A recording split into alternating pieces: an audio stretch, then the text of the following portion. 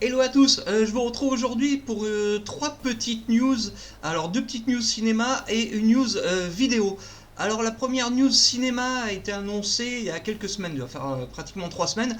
J'ai pas eu l'occasion d'en parler parce que j'étais pas mal occupé. Donc là je tiens à rattraper le retard. Donc on va commencer très rapidement par cette news qui est le casting du 7e film Détour mortel.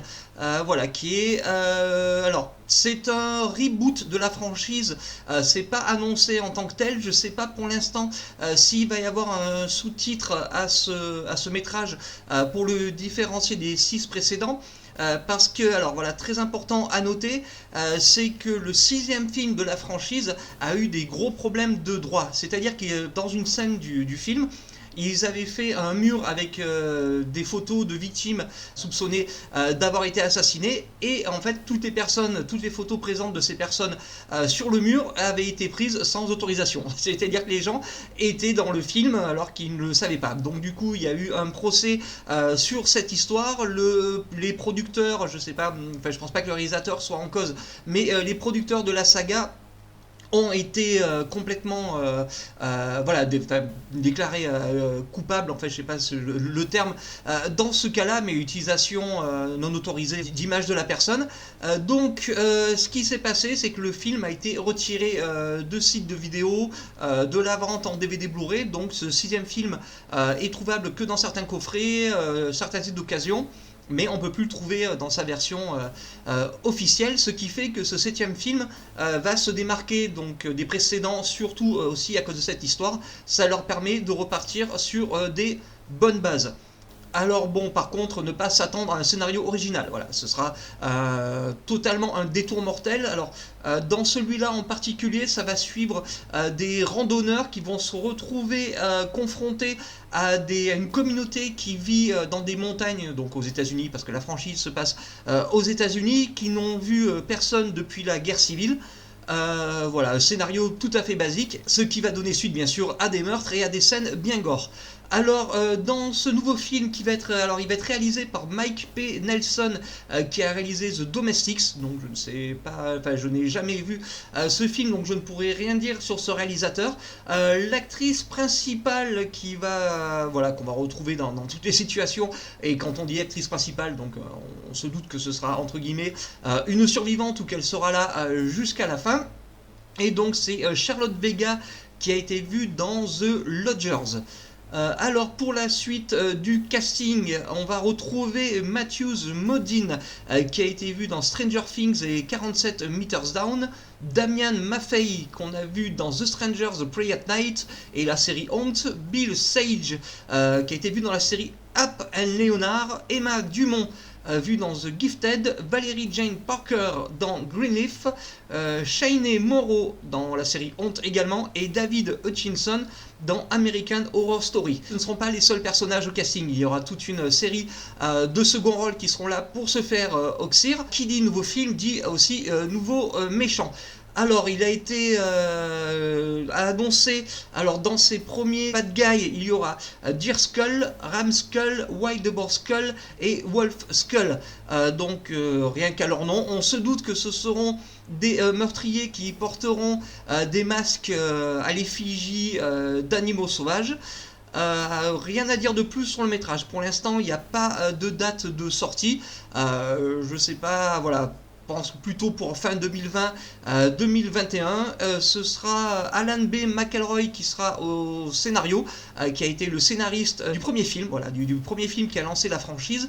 Et pour ceux qui n'ont pas vu cette saga, voilà les premiers volets, je vous conseille surtout de voir le premier et le second, Détour mortel 2 bien sûr, avec Henry Rollins, le chanteur donc, du Rollins Band et de son projet solo Henry Rollins, qui est un excellent film. Je vous conseille de vous jeter dessus avant la sortie de ce Wrong Turn prochainement. News suivante avec des nouvelles du remake de Maniac Cop. Maniac Cop, le film de, je crois que c'est, je sais plus le nom du réalisateur du premier, mais bon, enfin on se rappelle surtout du film plutôt que du réalisateur et qui avait Bruce Campbell qui faisait face donc au Maniac Cop, Bruce Campbell de la saga Evil Dead. Le film qui était sorti, donc je crois que c'est à la fin des années 80, j'ai plus exactement la date en tête. Mais voilà, ça avait été annoncé il y a quelques temps après le remake de Maniac de William Lustig par Alexandre Aja par extension. Il fallait remaker le Maniac Cop, voilà, qui était assimilé au Maniac, mais qui surfait juste sur le nom Maniac. Et il y avait eu deux suites, voilà c'est ça, pas très mémorables. Voilà, on se rappelle surtout du premier volet de Maniac Cop. Et maintenant, il refait parler de lui via le réalisateur Nicolas Winding Refn, qu'on ne présente plus, le réalisateur de Drive et du récent Neon Demon, qui va s'atteler à une série pour ce reboot remake. Pour l'instant, donc la série est annoncée, je crois que c'est le réseau HBO, voilà, qui va diffuser la série. C'est Canal+ qui a acheté les droits pour la France. Donc il faudra s'attendre à le voir arriver sur la. Je sais pas du tout, alors je suis pas calé du tout sur les médias que possède Canal+ dans les branches vidéo, streaming et autres plateformes. Également, c'est Nicolas Winding Refn, bien sûr, qui va collaborer sur ce remake. Il va en réaliser le pilote avec John Hines, qui est le réalisateur créateur de la série Z Nation. Nicolas Winding Refn va aussi être le showrunner de la série. Comme le projet vient juste d'être annoncé sur sa mise en route, pas de date de diffusion, pas de date de début de tournage. Et pour le rappel de ceux qui n'ont pas vu le film original, ça relate l'histoire d'un flic ripou de la police qui a été dénoncé par ses pairs. Du coup, il a été assassiné, mutilé et envoyé en prison jusqu'à son meurtre. Et ensuite, il revient à la vie en tant que tueur en série. C'était un très bon film que je conseille pour ceux qui ne l'ont pas vu. Pas la peine de plus tergiverser dessus. On n'a pas plus d'infos et on attendra les premières news sur cette série qui arrivera sur HBO et en France chez Canal+. Alors, dernière news avec l'arrivée le 4 décembre de Crawl d'Alexandre Aja. Je l'avais annoncé dans des précédentes vidéos, mais on a enfin le contenu de l'édition DVD Blu-ray qui arrive donc ce 4 décembre chez Universal. Je vous affiche les visuels, vous les avez à l'écran de cette édition DVD Blu-ray. Alors, on va faire un petit point sur les caractéristiques techniques du DVD et du Blu-ray et des bonus. Je vais essayer de les avoir pour la sortie en vidéo, pour en parler à ce moment-là, en faire une petite critique vidéo. Alors pour le DVD, le format cinéma vidéo est bien sûr respecté. Le film va durer 1h24 sur cette édition. En audio, donc on aura du basique, voilà, avec de l'anglais, du français pour ce qui nous concerne, français pour ceux qui veulent voir le film en version doublée, version originale en anglais. Et le film sera présenté en Dolby Digital 5.1 AC3, autant dire du tout à fait basique. Les sous-titres en anglais et en français, bien sûr. Les bonus du DVD. Il y a les dessous de Crawl, voilà, simplement le Blu-ray qui bien sûr va contenir un peu plus de bonus et un meilleur bagage technique. Durée 1h27, donc la durée plus longue en Blu-ray, c'est normal parce que le DVD et le Blu-ray ne tournent pas à la même vitesse. L'audio pour l'anglais, ce sera du 7.1 sur un Dolby THS HD Master Audio.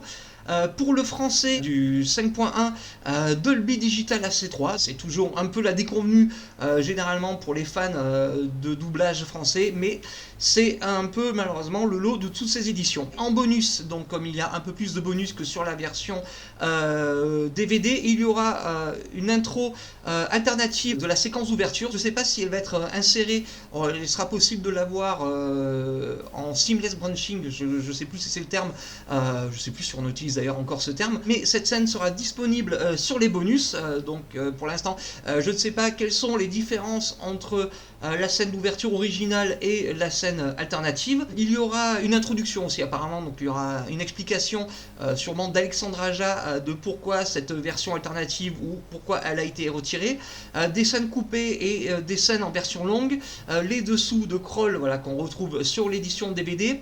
Et dernier bonus, Croco 5 étoiles, les effets spéciaux dans Kroll et les attaques d'Alligator. Voilà pour cette édition complète de Kroll qui arrive le 4 décembre en DVD Blu-ray chez Universal. Merci d'avoir suivi ces petites news. N'hésitez pas à partager, liker, commenter, à passer sur Anteverse, notre page Facebook, et je vous dis à très vite. Tchuss!